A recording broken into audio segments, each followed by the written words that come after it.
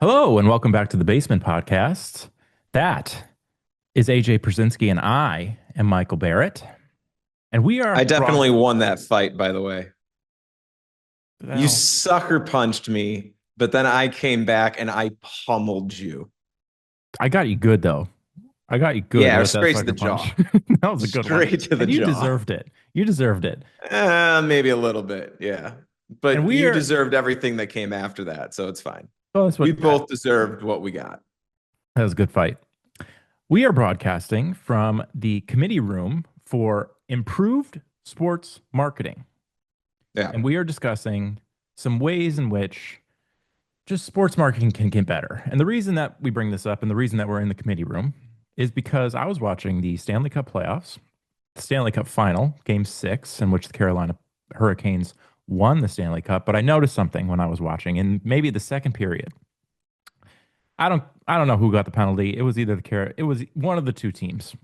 They were the only two playing, so one of the two teams got a penalty. One would think. Yeah. It's a pretty Somebody safe bet. It was one of the two. Somebody from one of the two teams got a penalty and they got sent to the sin bin. And I noticed something that I hadn't noticed before.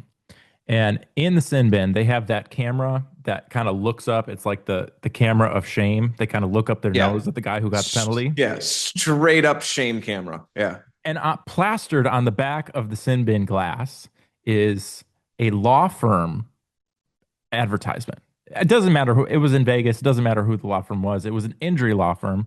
And I Yeah. kind of chuckled at it because I was like, you know Perfect what? product placement. Product placement. That is exactly what I Yeah. was thinking of. Now, it's not, Perfect. if I were to do it, right, it would not be an injury law firm. It would just be a law firm. And,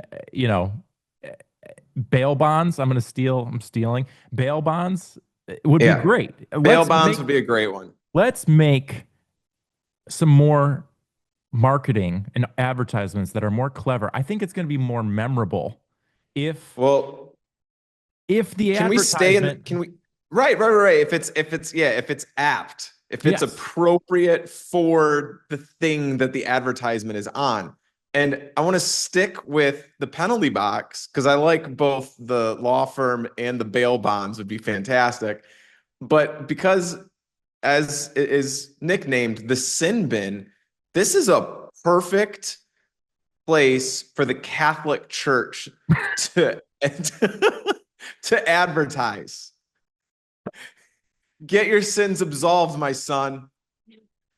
Come Come to to St. confessional. Anthony's Catholic Church, whatever it would be. I think that'd be great. I I think the love it. Catholic Church needs to do a little more advertising.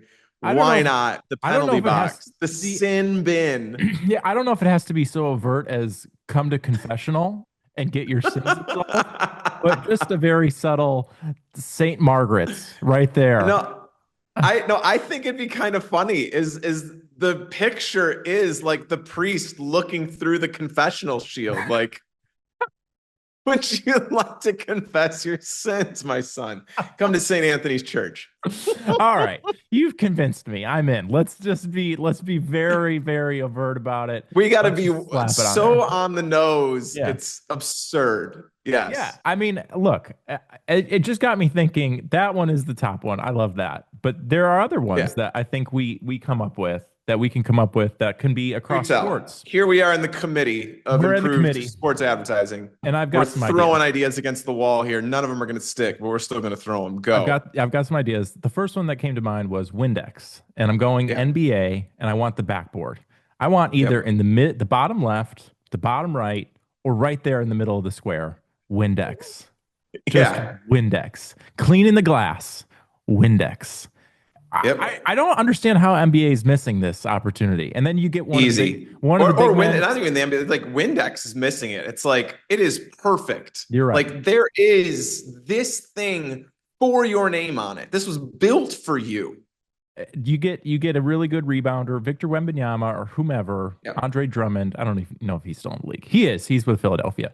But you get him just to go Windex, and then you spray the glass, and then I'm cleaning the boards. That's more memorable to me. Another one, Yeah. and this could be for the Shoot. NFL. This could be for soccer. This could be for MLB. It doesn't matter. Scott's lawn, right there Mhm. in the middle of the field. Instead of the logo in Yeah. the middle of the NFL field, just Scots. We see the guy from Game of Thrones all the time who has the Scottish accent and the red hair. Scottish dude in their Or commercials, right? is he Irish? He's supposed to be Irish. I think he's Scottish, it being Scots Well, lawn. He's a Scotsman. right. That makes sense.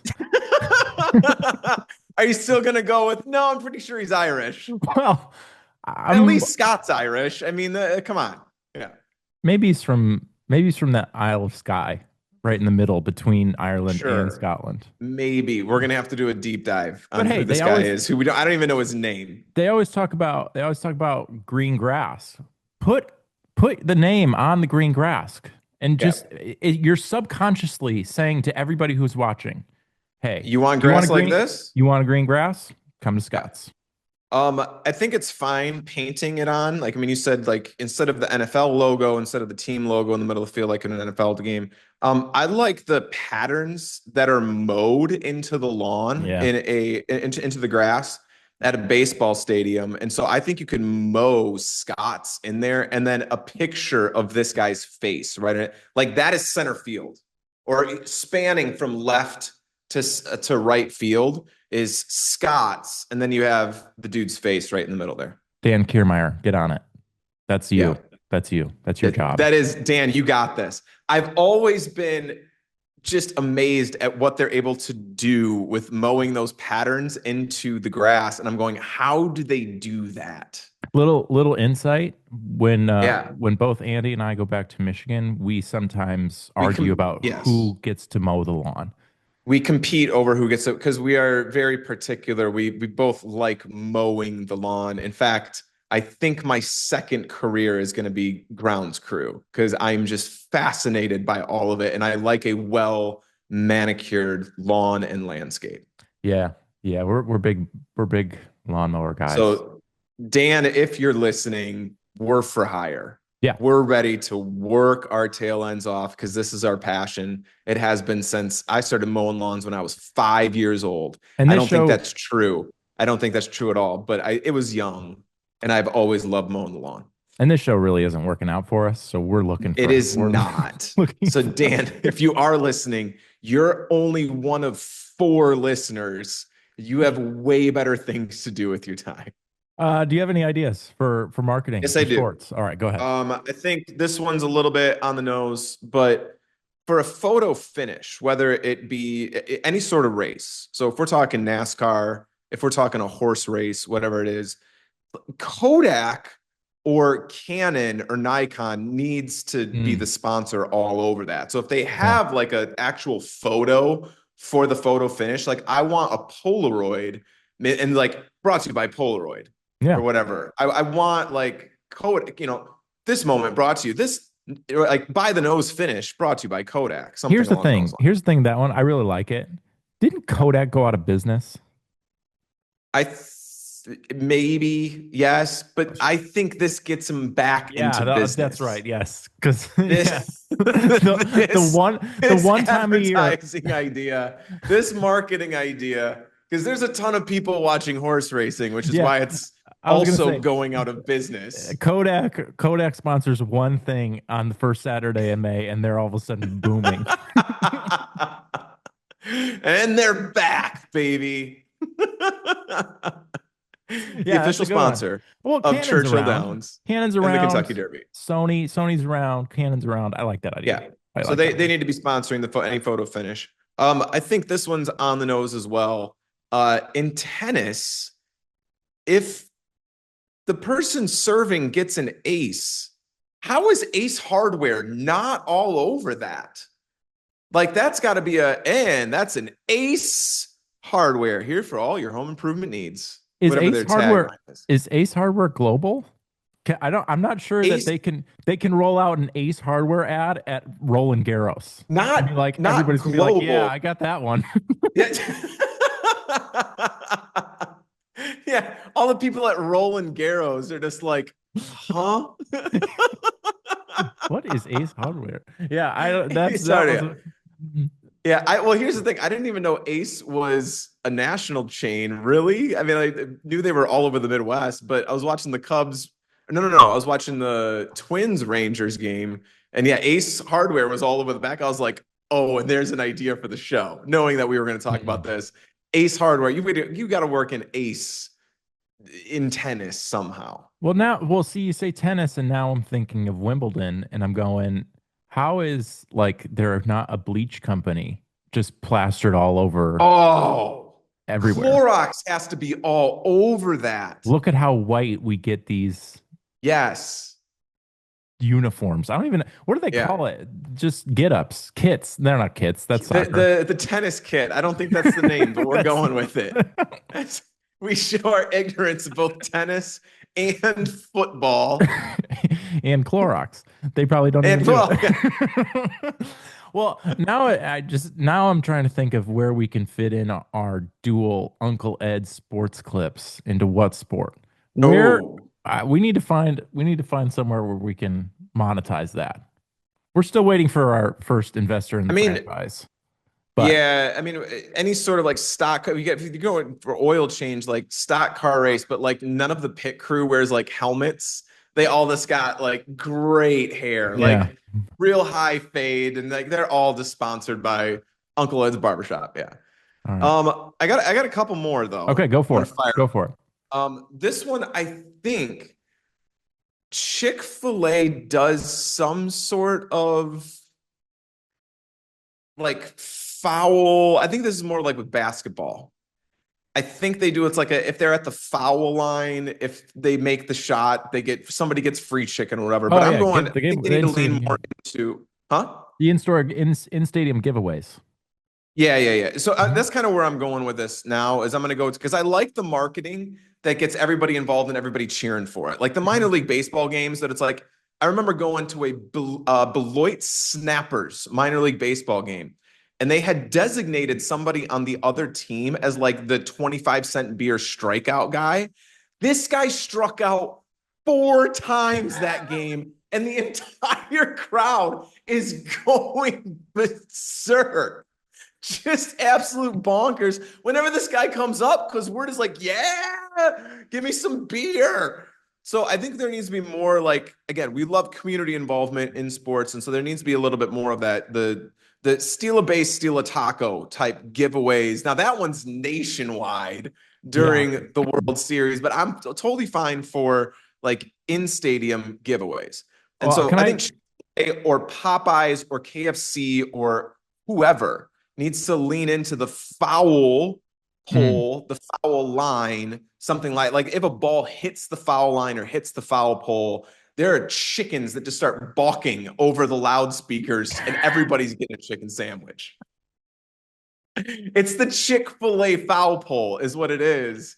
And I it's was not yellow anymore. It's like the cow pattern that's eat more yeah. chicken down Yeah. down the No, side. Like I'm totally fine with it. I like that one as well. It just does remind me of JD always tells the story of him in Montreal throwing over to first base and how they always put chickens up there. And do you remember this story? He told it No, recently. I don't. Okay. We're just gonna go right into a Cubs broadcast here. Yeah, JD, here we Jim Deshaies, they always make fun of how Jim Deshaies used to over to first base a lot before obviously the rule was instituted that you can only throw over twice. And Yeah. he tells this story about Oh, how oh, I know what you're talking about now. Yes, he I did tells hear. a Yes, I story do. about how when he was in Montreal, there was one time, and he says what they would do when you threw over to first base is they put chickens on the scoreboard, and everybody plop, plop, plop, plop, plop. And so he said one game he got so annoyed with this that he threw over 18 times just so that he could get chickens on the board.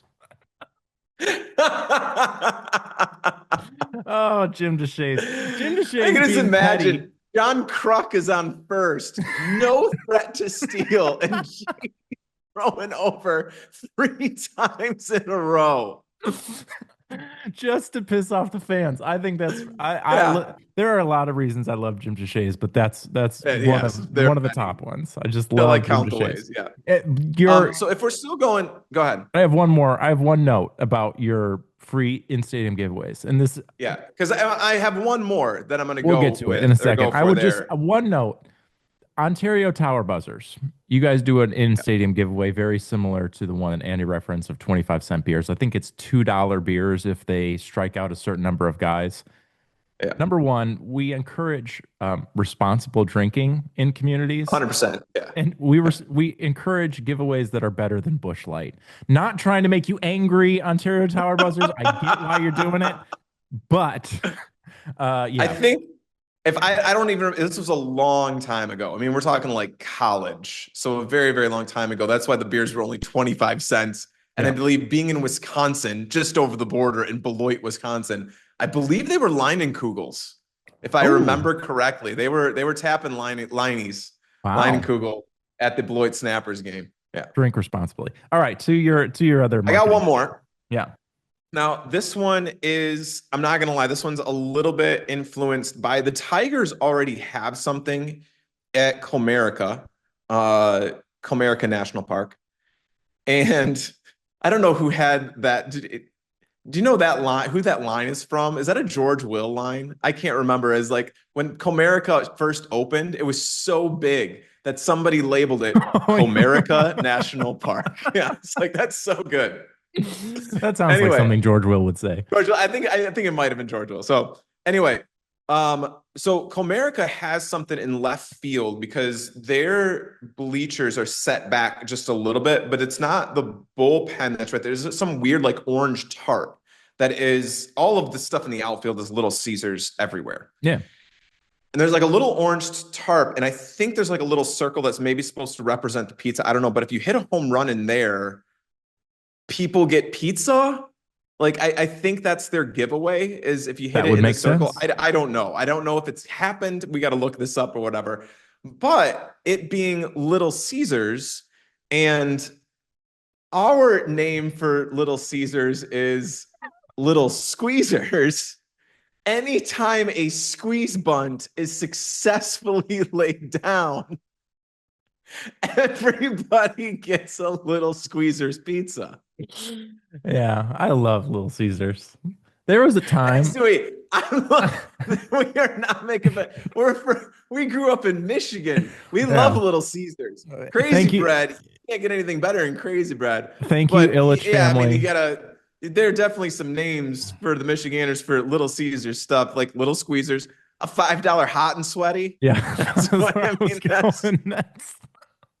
Look, Illich's, if you want to sponsor this podcast, terms I'm of totally for endearment, it. okay? Terms of endearment. Yeah. Yeah, we love Little Caesars. I lived on hot and sweaties. Like when I worked at Yeah. for Chelsea Handler, me and my friend Andy, the other PA, would go down the street to Little Caesars and split a $5 hot and sweaty because we were poor and we were PAs. I love Little Caesars, but I love that idea too. The look, we've Any come up any with squeeze bun, Little yeah, Squeezers pizza. Yeah, Little yeah, Squeezers pizza, and yeah. maybe they like a little. I can't even do it. I can't even do it on the podcast. No, don't go We're there. just No, we going. don't. We've already landed the joke. Do not add to We that. are the lowest form of podcasting right now. Lowest.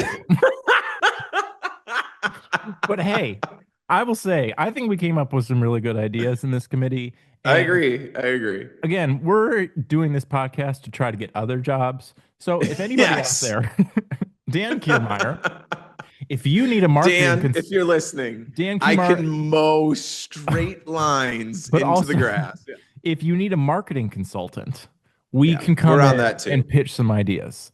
We got So, it. hey, that was our marketing, our sports marketing improvement section of the podcast. Yeah. And now moving on to to the Actual actual sports. actual sports, actual real stuff. Maybe we talk about sports. All All right. right.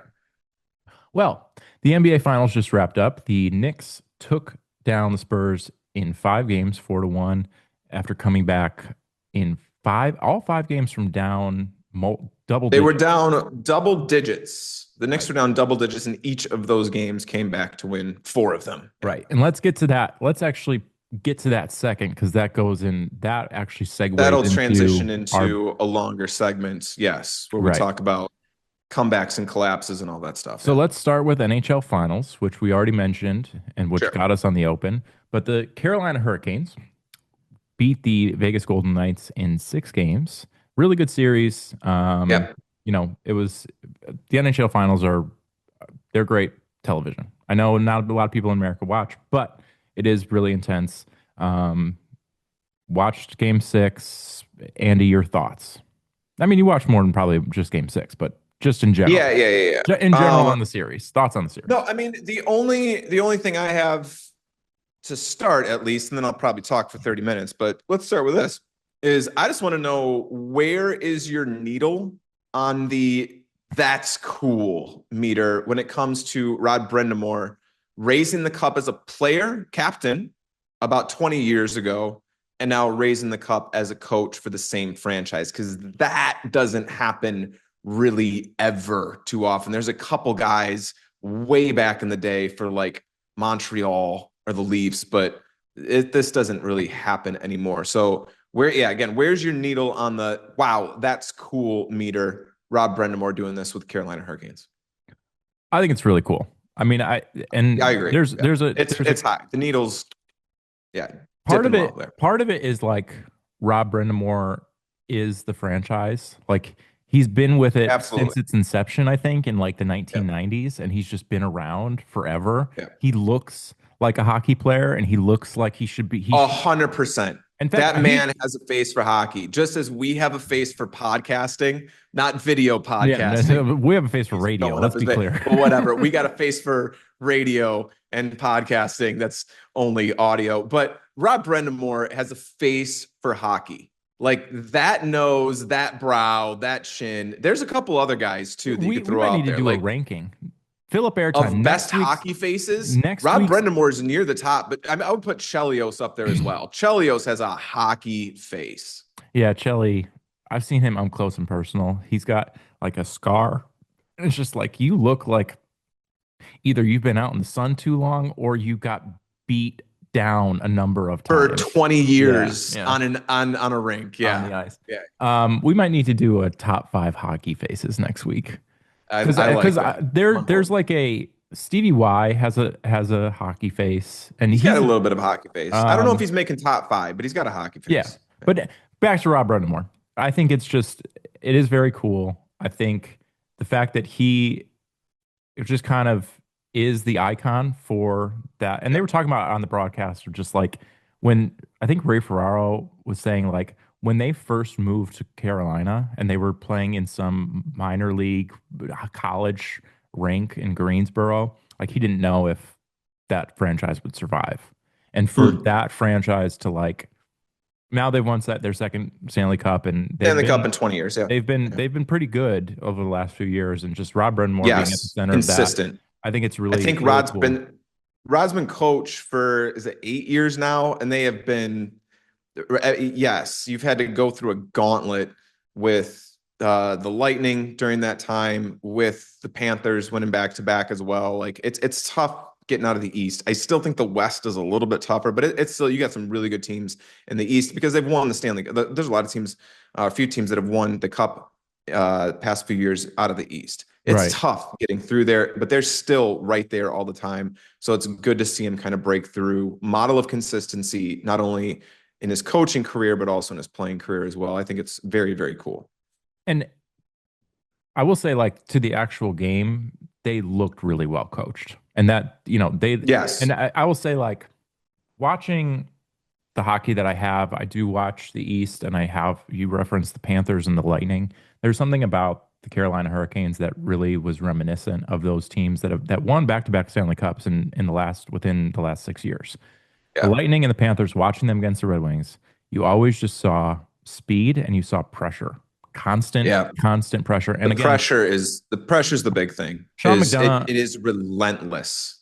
McDonough and Ray Ferraro were hitting on this a lot. So I'm not saying anything new or novel or anything like that. But just amount of, and I saw it, the amount of pressure that they put on the Vegas Golden Knights in the defensive zone, in Hurricanes defensive zone, in the Golden Knights offensive zone.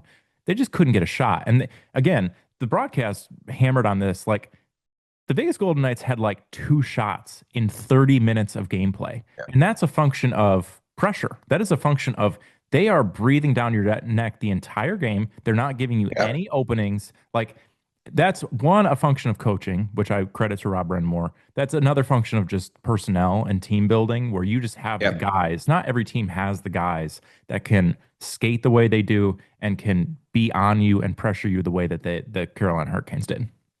Two things on that is, let's stick with the pressure first. Is I think it was the third goal of the game six. And Ray Ferraro kind of went back to it. Is like, look, the reason that this goal happened is because the Golden Knights could not get the puck out of their own zone. And that was just straight up. Those forwards for Carolina are just breathing those down, that got down those guys' necks. They are crashing them into the boards. They are pinching in the corners. Like it's just relentless pressure. When you can't get the puck out of your own zone, yeah, you're going to create scoring opportunities. The second part is, as you're saying, it's coaching, it's personnel. I think that one thing that gets missed because you kind of just write it off as like, oh, they're all professionals. They're all absolutely amazing athletes. Of course, they're very well conditioned. It's a long season. You're at the very, very end of it. Some guys are going to have more gas in the tank than others. And it just seemed like Carolina, they're every single line out there had a little bit more gas Yeah. than the Knights guys did. And so I think conditioning gets overlooked because, again, we always go, they're getting paid millions of dollars to be the best athletes on the planet. But no, conditioning is a thing. It is a factor that I think played a part in this series as well. So again, it's a tip of the cap to the organization, Yeah. to coaching, to prioritize something like a conditioning program. Yeah, that was definitely noticeable. And sometimes when you're, I think actually like watching a game where I don't have a dog in the race, because then I actually watch both teams. I think when you watch your team, you tend to like zone in on what Fixate. they're You are like laser like focused on your guys. you Yeah. are you're watching. You notice everything that they're doing right. You notice more so everything that they're doing wrong, and you don't necessarily give credit to the other team what they might be doing Yeah. right that makes your guys. In this sense, I was like, I got to watch both teams, and yeah, Vegas looked tired, and there could be two things going on. Both Vegas could be tired.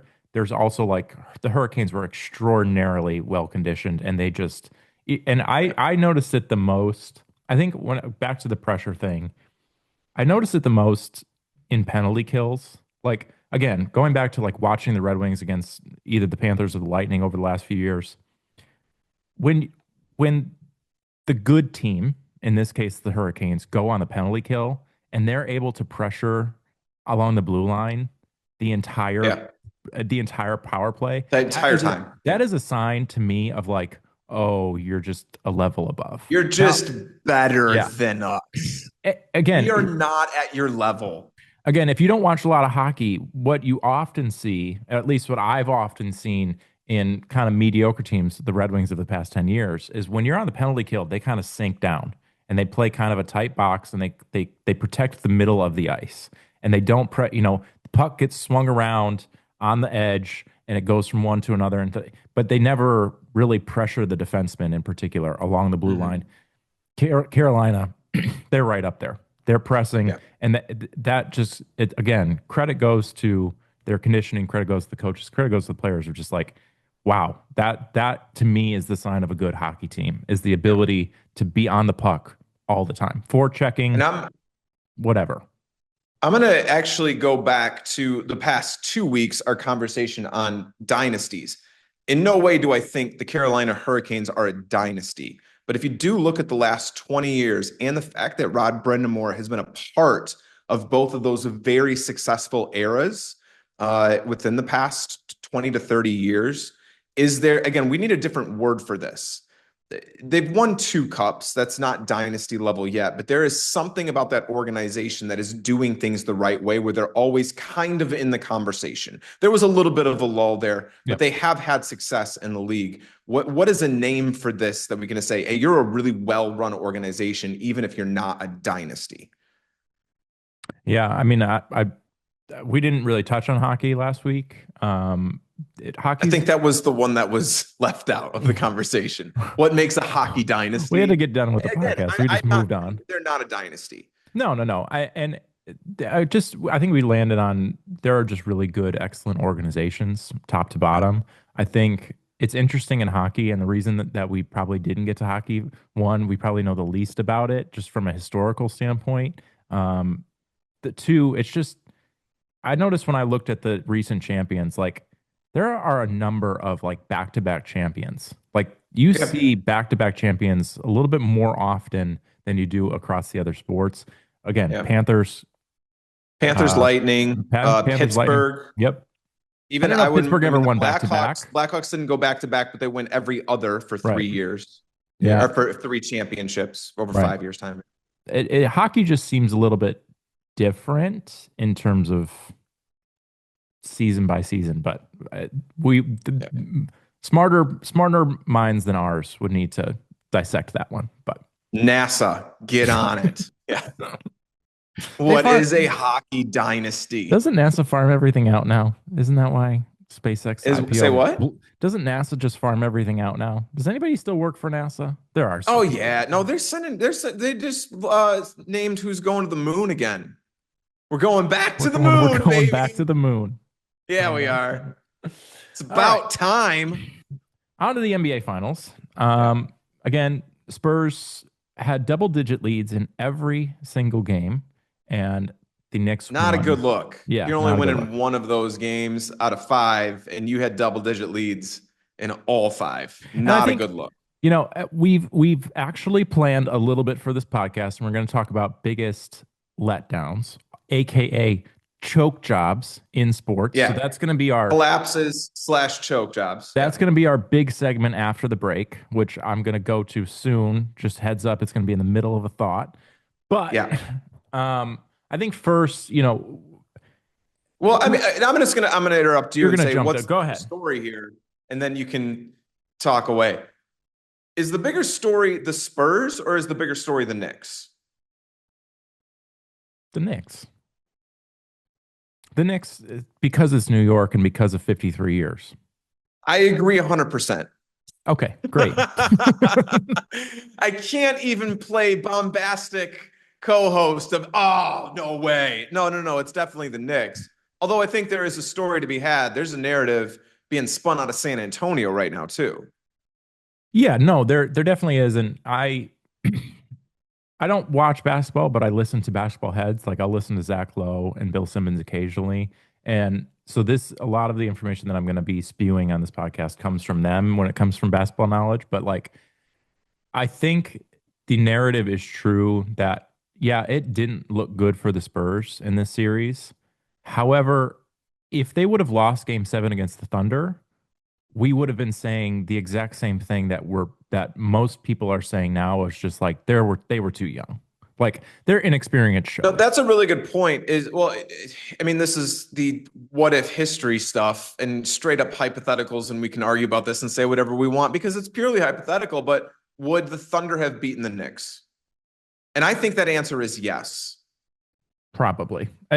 Just the way that the Spurs lost. Yes. Now to say That would not have happened with the Thunder. no, Having been there the previous year, that would not have happened with the Thunder. and there's one point that I would make. Now to the Knicks credit, they have been doing this thing all season. They are a very like comeback oriented team. They fall behind. They did this a lot during the regular season. They did some in the playoffs, and so that's not new.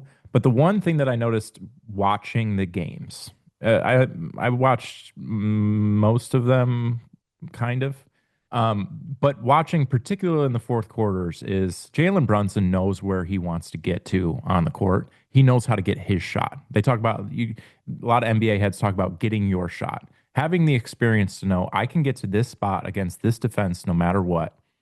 I don't think the Spurs know they're too young to know. Like it's very clear. Like Stephon Castle's too young to know where his spot is. Victor Wembanyama should have an 18-footer that he can rise up and jump, make a shot over anybody because he's 7'9", and he should have that shot in his bag. He doesn't have it yet. Dylan Harper didn't get enough playing time. But even he, I don't, his game right now is attack the rim. I just don't think they have guys on their team yet who know where their spot is compared to the Thunder, where SGA is a two-time Yeah, so yeah, he MVP. knows where his spot He knows is. No, no, no. exactly. Him and Brunson are at 1-2 in Yes, terms of like, I know where my spot is. I can get there. I'm going to get that shot yes. anytime I want.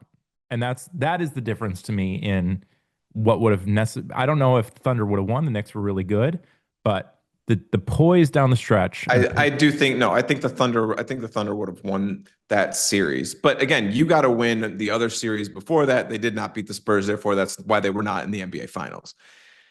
I agree with you that the bigger story is the Knicks, just because biggest market, very, very long title drought. The Knicks have been close many times, especially that Patrick Ewing, John Starks team that could never overcome the Bulls. And then when Michael was gone, the one year they couldn't overcome Houston in the finals. But yeah, so the bigger story is the Knicks. However, it is, like I said, a story coming out of San Antonio is you probably had more talent, might not be the right word, but I think the Spurs were favored in that series. Why didn't they rise up to meet the occasion? yeah, and I think the biggest story coming out of San Antonio is the play of De'Aaron Fox. Just because, get this, his extension hasn't kicked in yet. 4 years, $220 million. By It's the way, a lot of jingle, Dan Kiermaier, if you're a looking to lot of hire us, jingle. we're looking for that kind of contract to mow lawns. How much does a groundskeeper get paid typically? Is that the ballpark? And we get winters off, right? With the Yeah, we $220 do. million. That's kind of how that You got to works. winterize something like the ivy. You got to do like a lot of treatment on the ivy, I think, for winter. But yeah, it's yeah. Yeah, his contract extension hasn't kicked in, and there's a lot of buzz coming out of San Antonio that Dylan Harper should have been playing more, and they should have given the keys to him kind of down the stretch as opposed to De'Aaron Fox. Um, they're more talent. I would say they're more talented, but again, this goes back to our conversation a couple weeks ago. Is there a little Villanova-y team thing going on with the Knicks? I mean, that isn't necessarily going on with the Spurs yet. Like Jalen Brunson, engine of the Villanova team, knows how to run a team. Classic point. Well, not necessarily a classic point guard, but a modern point guard in terms of just like he got a little criticized for over dribbling, but like they played more as a team, in my Yeah. opinion. Yes. Yeah. Yeah. Yeah. And for sure, um, I have nothing to say about that other You could than tell. I could yes, tell. I could tell for just by sure.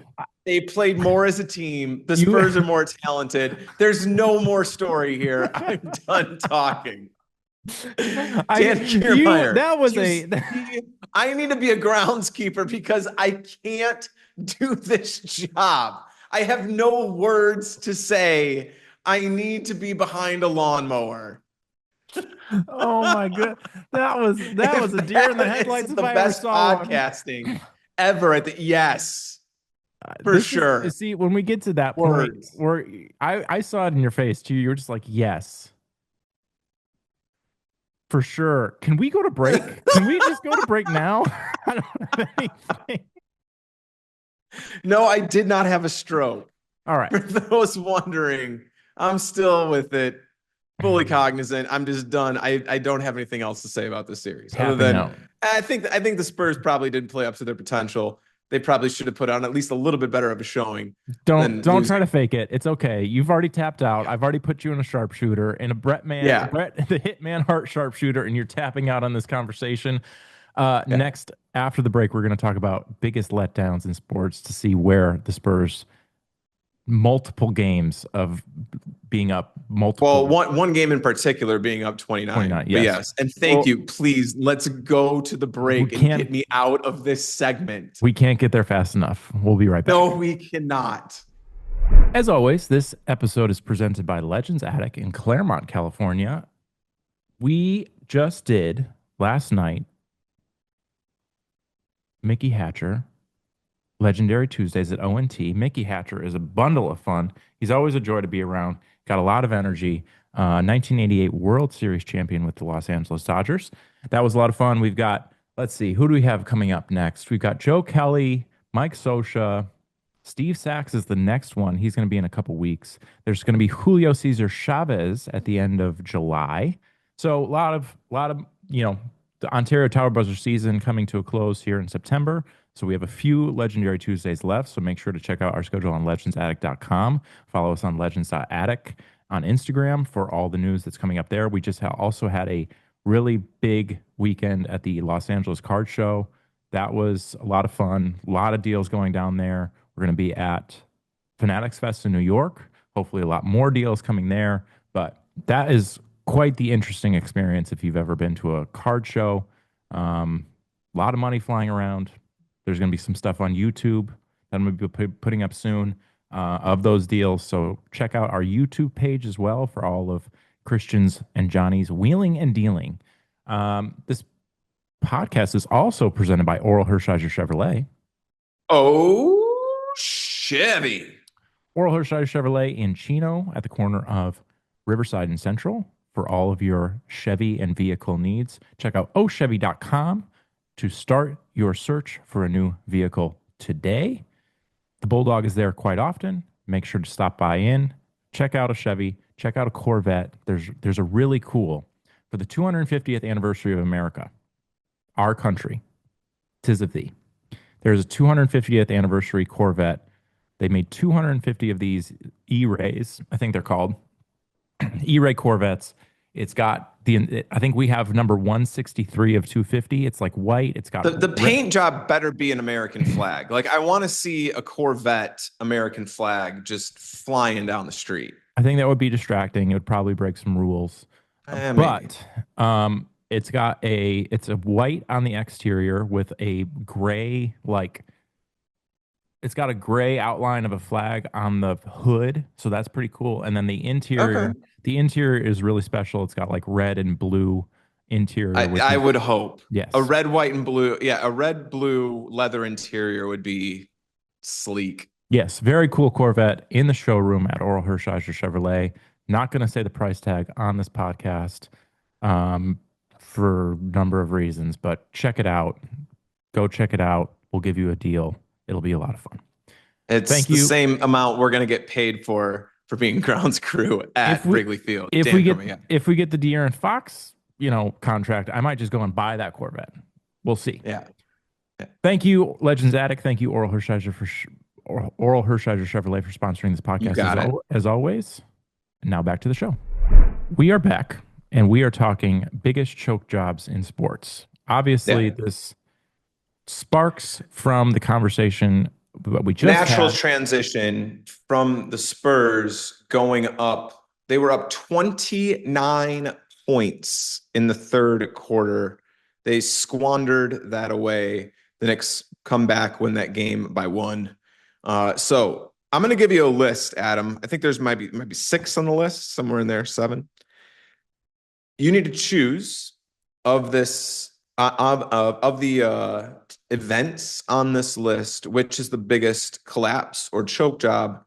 Or if you do have another one that you would like to add to it, we can add and then debate which of these. We definitely have to rank which are the most embarrassing, the biggest collapses, the biggest choke jobs in all of sports. All right. So first on the list, and so in no particular order right now, we're going to rank them.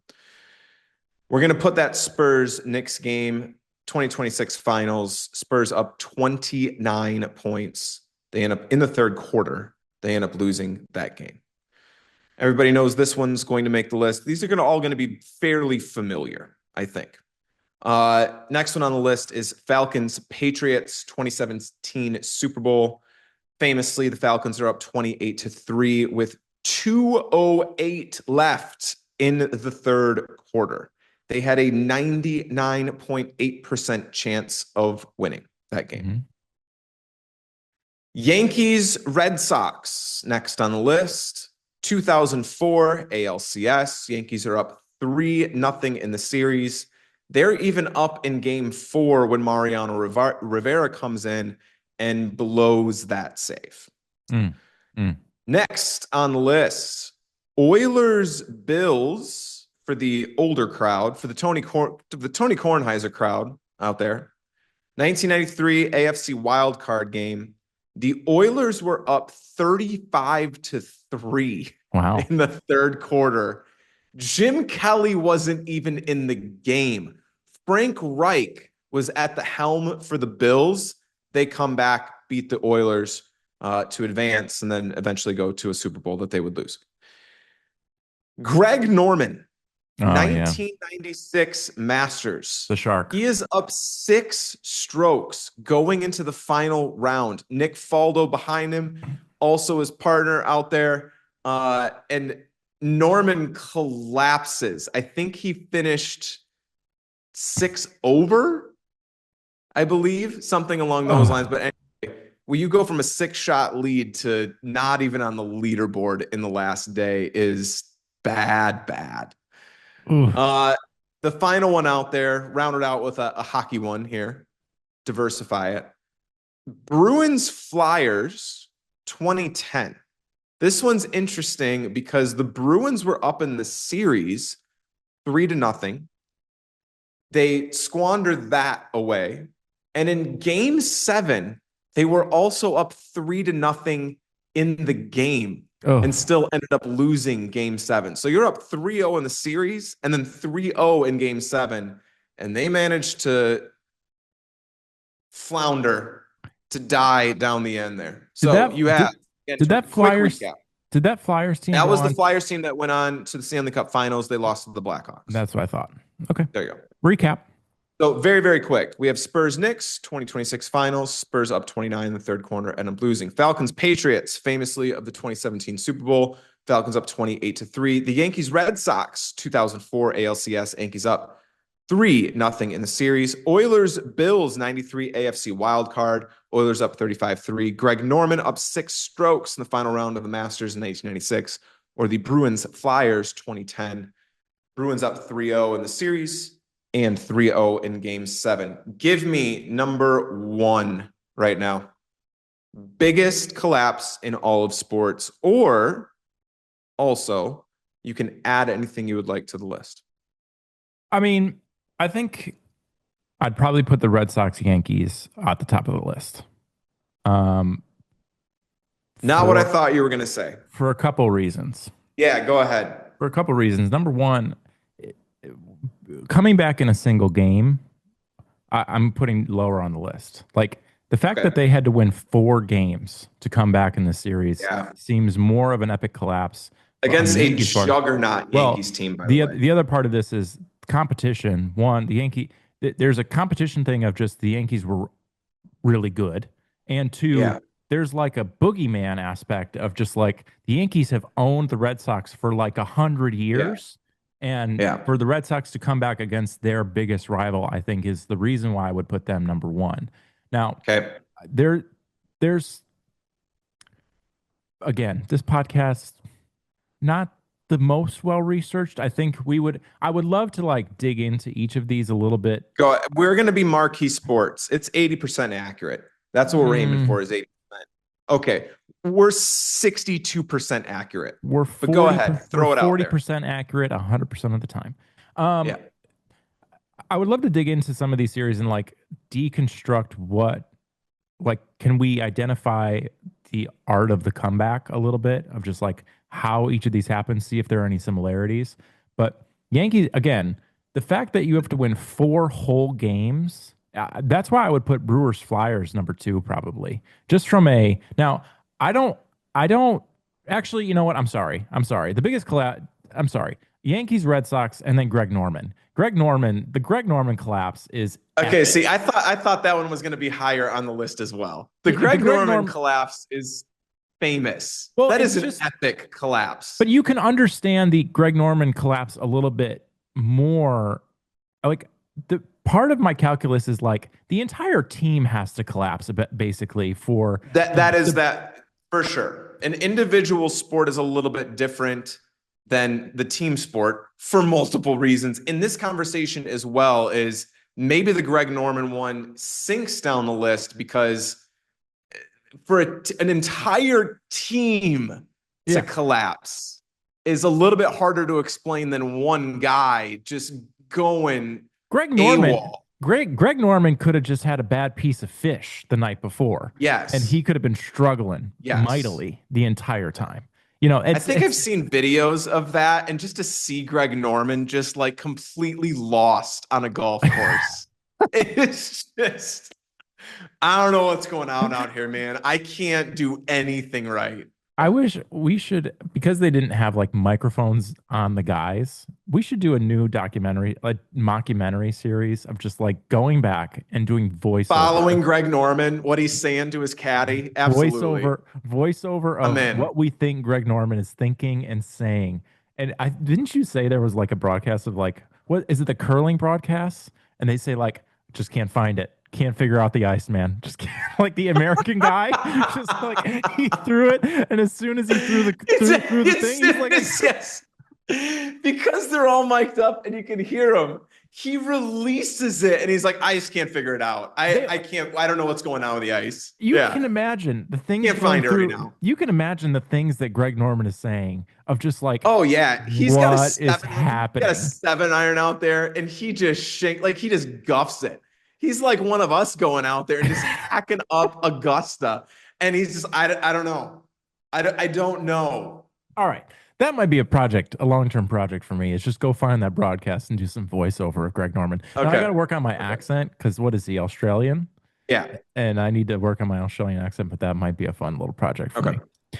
All right, so Um, that one might sink down a little bit, but you're going to stick with Yanks Red Sox 2004 coming back because the factor there is you're saying it is more difficult to win 4 games in a row than to come back within a single game, yeah, which is I mean, probably why that Spurs Knicks is probably going to sink down a little bit because just 1 game comeback. well, and okay, I'll get to the Spurs next thing in a second. I could also, this is what's crazy about this argument. It's like, and I'd be interested to hear your take on this. I could also be talked into it's actually more likely to lose 4 in a row of just like you, as soon as you lose the first one, then you kind of start reeling. But I still just think like to not be able to rally in any one game feels really kind of epic in my Yeah. mind. The Spurs Knicks thing, it's not surprising to me just because of again, That's the NBA. We've already had yeah, this we had this conversation. It is conversation. easier to come back in the NBA. And as much as it's a 30-point deficit, I'm like, yeah, that's kind of where we're at in the NBA now. Well, and it we saw a As much as it is more a little bit more of a defensive league, or at least defense is being emphasized, defensive teams win the NBA championship. Like, sorry, 30 points is still not insurmountable, as is evinced here in this game. the narrative around that specific game too is just like the Spurs have faltered in the first 4 games in very similar fashion. They're too young, and you know, again, to our point of the NBA is just a little bit easier to come back now. We saw a game earlier in the playoffs. I think it was the Pistons versus the Magic in round one. Yes. Yep. The Pistons were down like 30 at halftime, Yes. and the Magic Came back, ended won up that game. the Magic ended up scoring like 18 points in the entire second half. Like Yeah. it's I think just they had come back with even within the third quarter. yeah, I think it was something ridiculous. Yes. you can come back in the NBA, you can go completely cold, and the fact that the Spurs did that in the first 4 games of that series, only to follow it up with that pumpkin. Well, was it game four? I think it was It was game game four. 3. Is that right? No. They Something. would no, It they was in the won middle of game. the series. They won game three. That the 29-point comeback would have been in game four. Game 4. Sorry. Um, it just that's at the bottom of the list for me. So I've now given you number I one, agree that that one's moving down. number But I one, think and the last one. another factor in this conversation has to be the stage as well. So we're identifying some factors that would move you up or down the list. I agree with your single game has to move down over multiple game series. I also think the limelight, the stage, if it is a championship, it's got to add a little bit of a oomph factor to Yeah. it as opposed to just a regular old regular old playoff game. That's where I'm looking at that Bruins Flyers series. I don't think it was for the Eastern Conference. I think it was actually It was a probably, I think it series was at a, before that. yeah, I think it I'd was have to a, look into that, yeah. but that kind of vitiates the quality of that a little bit more. Even though again that one has the double layer of multiple games, and then even in game 7, when you have all of the momentum on your side, you still lose that game down, or you're up 3-0. The same for the Oilers Bills game. That's an AFC wild card game. As much as it's ridiculous, you look at a 35-3 score. Anybody who's tuning into that in the third quarter turns that game Oh yeah. off. Yeah. You don't watch the rest of that game. That's just absolutely crazy that they came back from that much. But again, because it's the AFC wild card game, like, nah, okay, whatever. I think the stage and limelight, this is where I'm going. How is the Falcons Patriots kind of not at the top of the list? Be in the Super Bowl, being that deep into the third quarter. And I know you're saying competition is like Tom Brady was on the other side of Yeah. that. And that's where he turns on hero mode. They score every single possession. Everything goes right. Atlanta makes terrible mistakes Yeah. in that sequence of events as well. All conspire to an overtime where the Patriots march down the field and score that touchdown. But because it's the Super Bowl, I'm putting that one up a little bit higher. Yeah, I think that would probably be number 2 for me, just in terms of like ranking behind the Yankees, Red Sox. Again, going back to like, you made a good point of, we talked about like the art of the comeback, right? It Yeah. is in every one of these cases, Which we're writing that book, by the way. from what I The art of the remember, comeback. Yeah, yeah, yeah. from what I remember, besides the Oilers Bills, because I was, I think, 1 years old, 1 year old when that game happened. There's a ton of factors that have to be involved in a comeback, right? And that Falcons Patriots one is such a good example of just like, you have to have greatness on one side and And just incompetence on the other. just completely boneheaded mistakes on the other side. And you Spurs. got to have the Three Stooges running plays on the other side. Yeah, it's just like, and Kyle Shanahan moved on from that. Dan Quinn sort of moved on from that. He had not Oh, sure man. Dan Quinn is a good That coach, was rough. but Yeah. it's, yeah, there's just so many things that have to happen in order for these things to have, or in order for these comebacks to even take place. I think my ranking, again, I'm sort of just flip flopping here a little bit on this game thing, on like 4 games versus a single game, because in my mind, I go back to the Spurs Knicks thing of just like, isn't it in the Spurs head? Isn't it in their psyche that like, we're going into the fourth quarter and they've already climbed back a little bit. We're losing this game. And I can see the Bruins, I can see the Yankees sort of having that feeling getting to a game 7, even if the Bruins are up 3-0. Like, we've seen this before. And you There's going to be a wonder, whole chapter in the book, The Art of the Comeback, on the psychology for both teams during the comeback. yeah, yeah. Yes, psychology. Yeah, the mindset, the psyche of both teams comes into play. And I think, as we referenced JD multiple times throughout the show, JD's not big on like big momentum swings. Right. He's like, yeah, whatever kind of thing. And I'm going, no, like it is right there. I think momentum is a psychological factor that starts becoming a behavioral factor. Right. Like you just start performing better because you believe that you are performing better. I think And it changes the outcome of the game. So I think there is a psychological factor, again, for both sides of it. my tendency is to think that these guys are 10,000 hours there on autopilot with a lot of their stuff. Yes. I tend to, It's the Tony Dungy. You do it until you are a robot and you don't even think about what you have to do. Yes. yeah, I tend to like, my go-to is probably more along the lines of Jim Deshaies of just like, no, this stuff doesn't get into the heads of athletes. But then you look at stuff like this, you look at this list, and you look at just it's, this has got to be a part of it. This has got to be a part of just being a professional athlete, they're humans. And especially, I mean, these kids are 20, the Spurs guys are like 20 years old. And so it's Come just, on. I got a case in point for that exactly. It's like, no matter how great you are, sorry, what happens in between your ears definitely plays. At this previous Olympics in Milano Cortina, Ilya Malinin is supposed to be the next coming of Jesus Christ on ice, yeah. essentially. And dude just collapses, doesn't land his very first thing. He should be on the list. I mean, this guy was a shoe-in. They were fitting him for a gold medal before he even put on his skates. He goes out there and he doesn't land one of Yeah. his jumps. Like, that is a straight up mental breakdown right there.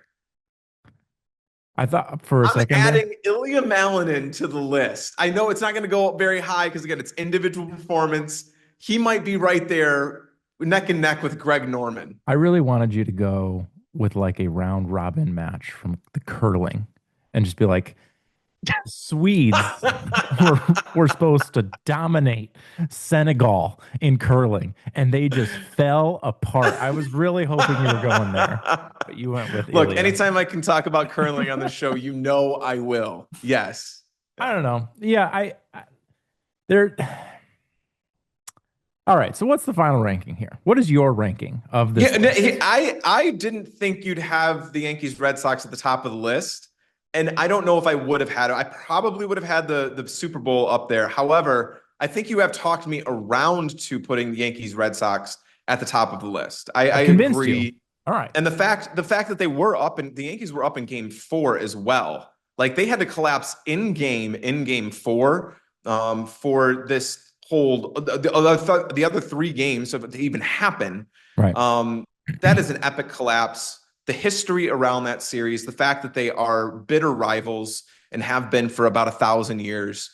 I think all of that extra stuff adds to this being the number one choke job of all time. Well, The Yankees just completely face planting in the ALCS here. well, I would make a note here, and we talk about like the psyche of players and being in game. Where I don't think so, going back to that series, where I don't think it affects players is like the curse of the Bambino stuff. Like I don't think an 86-year-old curse really gets No, into the psyche of a player. That does not, no, or the they're not history. thinking of that. The Cubs are never thinking of a GOAT. The Right. 2003 Cubs are not thinking of a GOAT, nor are the 2016 Cubs thinking about Bartman. Nobody's thinking about any of that And stuff. there's another aspect to this, and this is actually talked a lot about just in general in sports, not just necessarily comebacks of just like the history of teams. And I wonder, I have my doubts about like players of a certain team. The Knicks, for example, the Knicks having like the burden of the Knicks history on them. I don't think that the 2026 New York Knicks are thinking about the 1990s Knicks and kind of just like the weight of they might No, feel the weight of they do maybe not. the Right. city, I mean, but I think the pressure of the in-game experience and the pressure of what's going on that week is what I'm talking about, is what no, they feel. no. They don't feel that. These kids don't. I mean, the Knicks is a great example. These kids are 20 years old. They don't actually remember the John Starks, Patrick Ewing, Charles Oakley teams. Like that. Yeah, That's not even in their memory bank. That doesn't right. exist. Other than people talking about it around them as part of the institutional history, but that doesn't impact them as much as what is happening in the moment for sure. Yeah, there. I would just want to make that distinction of like, Yeah. it's not a historical thing that they're thinking about. It's not in their head. I wouldn't Yeah. suspect that it's in their heads, the historical stuff. I'm talking about what's happening in the series or in the game of just like, ooh, Yes. this is affecting That me. is much more at the forefront of their mind than any sort of history Right. of the team. Yes. Man, I just keep coming back to Greg Norman. Oh, that is just rough. That is really, really rough. Like, is that the reason why he did the whole live thing? Is he just like, did something happen Hey, between oh, him and the absolutely. PGA where he's just like, Absolutely. this is my Yes. vendetta that I'm going to get back at them for this thing that Yep. happened to me. Oh, Greg Norman. Yep. Wow. All right. Well, He I feel shot, I'm looking it up now. He shot a 78 in the final round. Well, Faldo shot 5 under that round. So it's an 11 shot swing in the final round. but we talk about a lot, or the thing that happens in sports a lot is like, did this team win or did this other team lose it? Team That is a lose. situation. Greg Norman lost that one. That is a Oh, yeah. very clear loss. And a A lot of times hundred percent. on this list, it's like both things happened, where Falcons definitely lost it, but also the Patriots won it. The Greg Norman one is a very clear one person lost it, and that's it. Yeah.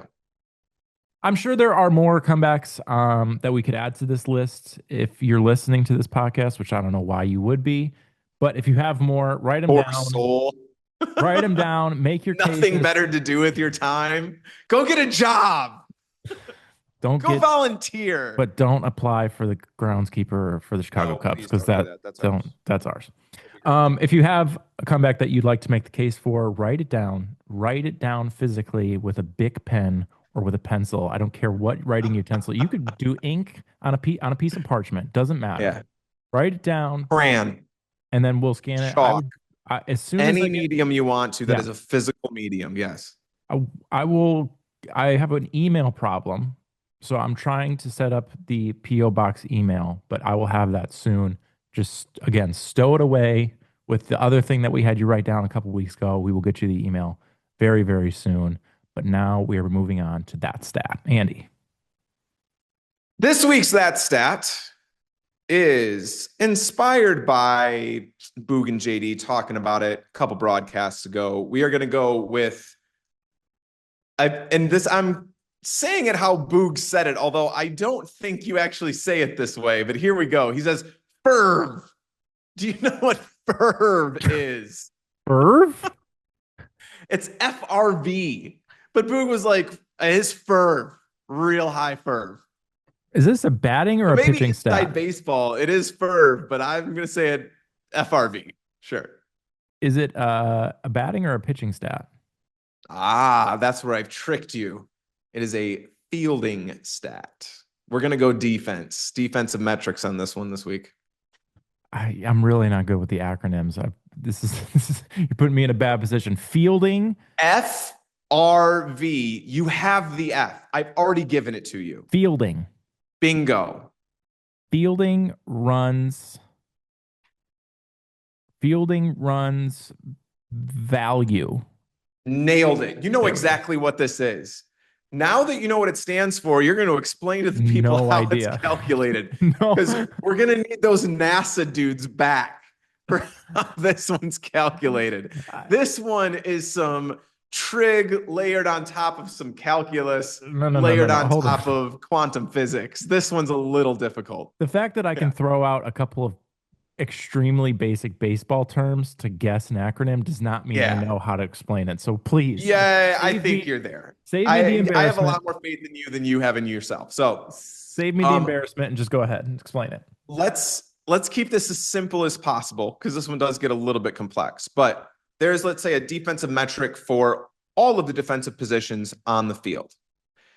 And what this does is it kind of lumps them all into a giant pot, gives them all different weightings, and then says, how many runs have you saved or cost your team based on what you do on the field? So, for example, a center fielder goes and catches fly balls, also throws those balls in.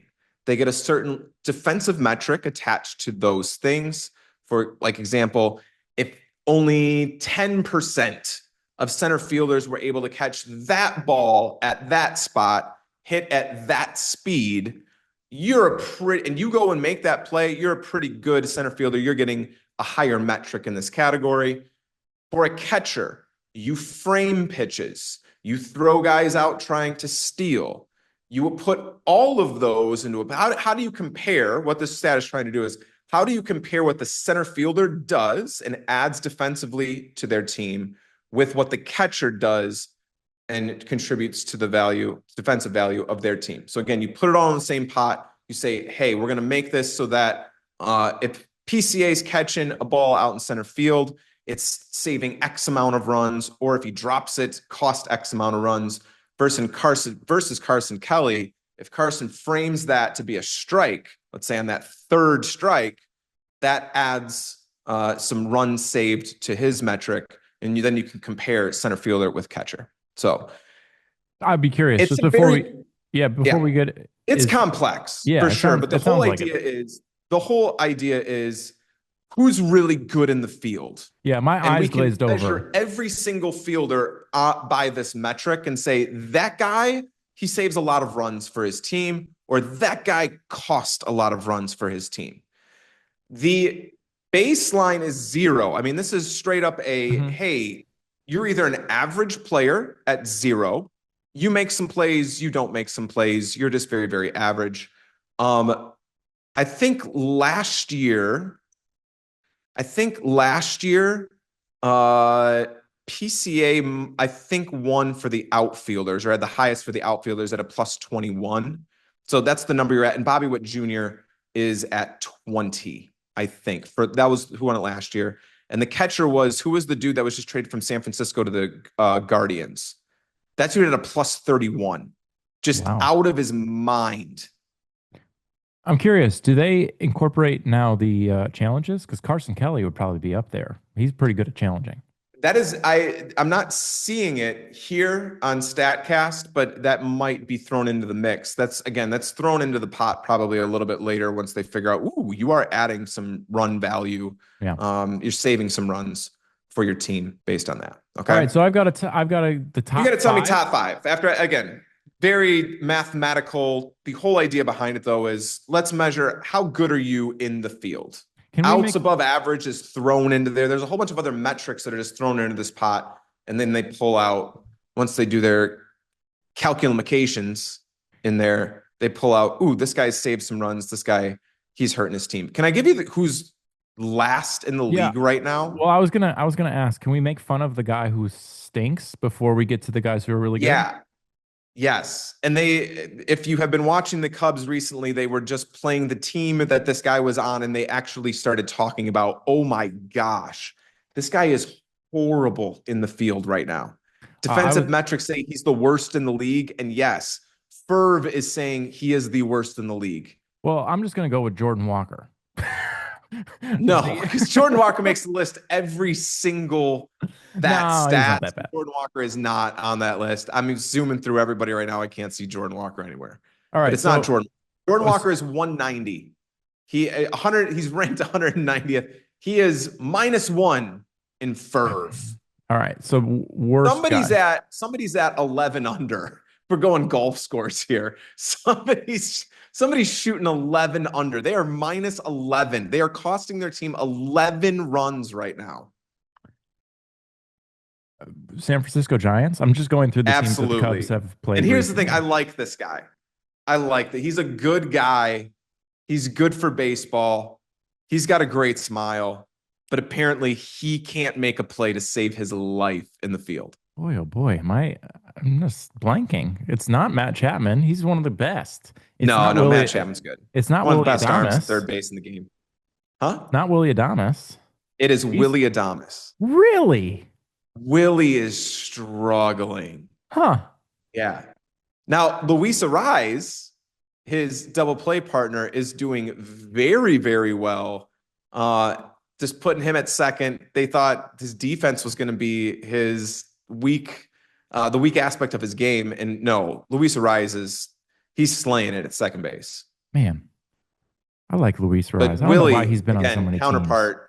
Not great. In fact, Luis Arise is number 6 on the list. Okay. Well, his Ferv is 8 right now. Well, let's just knock out the homer picks, because like Dansby. Yeah, who's number 1? Dansby, this was too easy. Pete Crow Armstrong. Pete Crow Armstrong is number 1. 15. Dansby, Nico.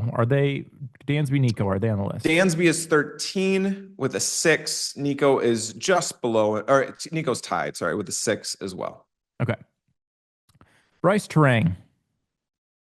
No, not in the top 5. Really? Typically, very high defensive metrics. I'm scrolling. Bryce Terang is now at a 4. puts him again. And we're not going ties here. They have him at 36 listed on the list here. There Cal, is another NL Central second baseman on the list in the top five, however, I'm not tied for gonna second. not gonna guess that right now. Cal Raleigh. No, no. He's a good catcher, right? Oh, maybe he got hurt. Maybe he hasn't played enough to Yes, he rack up got, those well, he's, counting I think he's stats. back, but yes, has been hurt.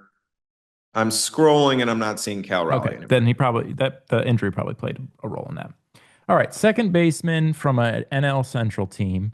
It's not Yeah. Bryce Terang, therefore it's either Reds. I don't even know who the second baseman of the Cardinals is. And Um, that's who it is. okay, great. Rookie JJ Weatherholt. Good for you, JJ. Yeah. But he's number what? He's number two, Okay. tied with another guy you'll get in a second. But I want to stick on JJ Weatherholt for a second. Rookie playing lights out right now. Was watching because the wife's from Minnesota.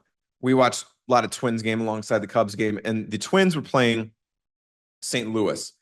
And I have the MLB app thing up there where I have the stat panel on the side. I have like I can go to switch the innings and I get who's up next, everything like that. And they have the picture of every guy. So who's pitching, they got who's up, they got who's on deck and who's in the hole right there. And so JJ Weatherholt's picture pops up and Alyssa goes, "Oh, that guy never outgrew his toddler smile."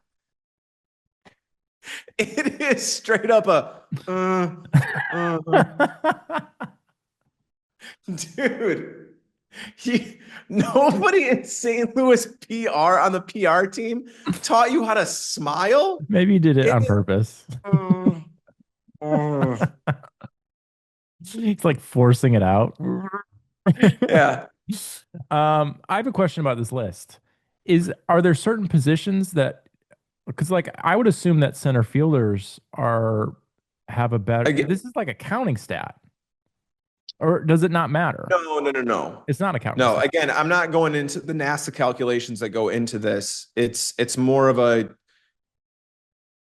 it's a weighted stat. So like Okay. outfielders, actually, if you make a play, outfielders get more points than infielders because how it's explained is like, let's say if an outfielder drops a ball, that's going to be a double or a triple, which probably leads to more runs. Mhm. Then if an infielder bobbles a ball, that's only a single.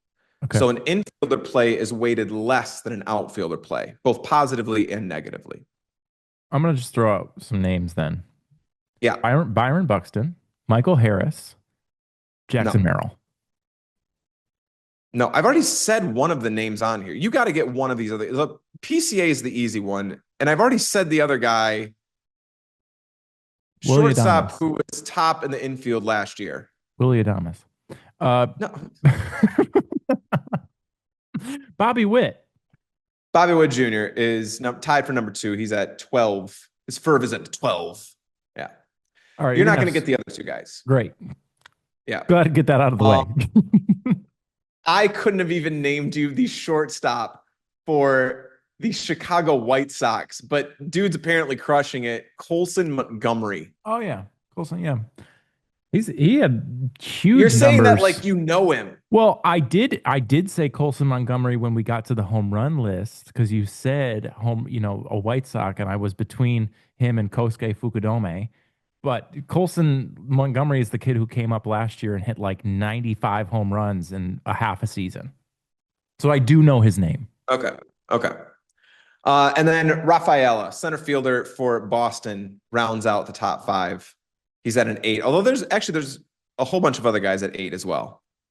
So Arise actually is 5 as well, along with Adley Rushman, Jacob Young, Fernando Tatis, Dylan Dingler.